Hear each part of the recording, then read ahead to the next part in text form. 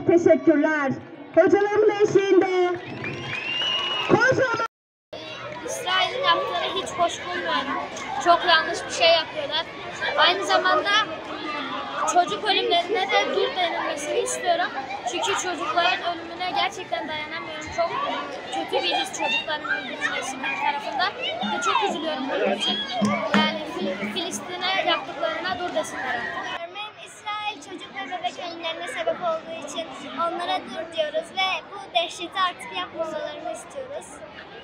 Örneğin hem insanlık görevi hem de bizim gibi çocuklar ve bebekler ölüyordu. Bugünkü etkinlikte orada sıra olacağız. Evet. Yukarıdan Filistin'e kafa çevireceğiz. Örneğin sonra da Filistin'e ellerimizi vereceğiz. Örneğin yardım amaçlı.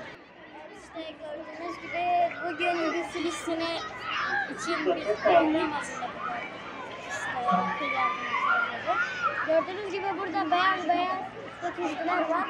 Evet. Şirin hocam. İşte şimdi gördüğünüz gibi arkadaşların beyaz bir çizgi var. Bunun üzerinde çizilmişler. Bu beyaz çizginin sebebi bir dünya haritasıdır.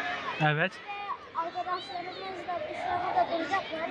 Bir tane de İsmail var işte. O da komut verecek bize. Mesela ilk önce insanlar böyle bir şey olacak.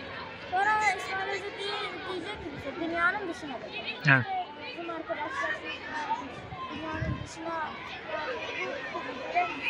dışına doğru dönecek. Gördüğünüz gibi İsrail'in Filistin'e vahşice yaptığı katliamlar hiç durmuyor. Mesela bunlardan özellikleri de kadın, çocuklar ve bebekler. İsrail şu anda bir savaş şeyine uymuyor. Mesela bir savaş şeyinde birinci kuralı olarak bir şehre saldırılmaz. Yani oradaki sivillere bir şey olmaz. Ama İsrail bunu tam tersini yapıyor. Ayrıca sadece Mardin'de yapılmıyor. Çünkü başka farklı Türkiye'nin bütün civarlarında Filistin'le ilgili İsrail'e dur kampanyasında protestolar yapılmış. Mesela biz İstanbul'a gittiğimizde orada bir tane protesto yapılmıştı. Dünya gözlerini kapatmış durumda şu an. Girmeyin içeri, girmeyin. Hocam seni bu tarafa alalım.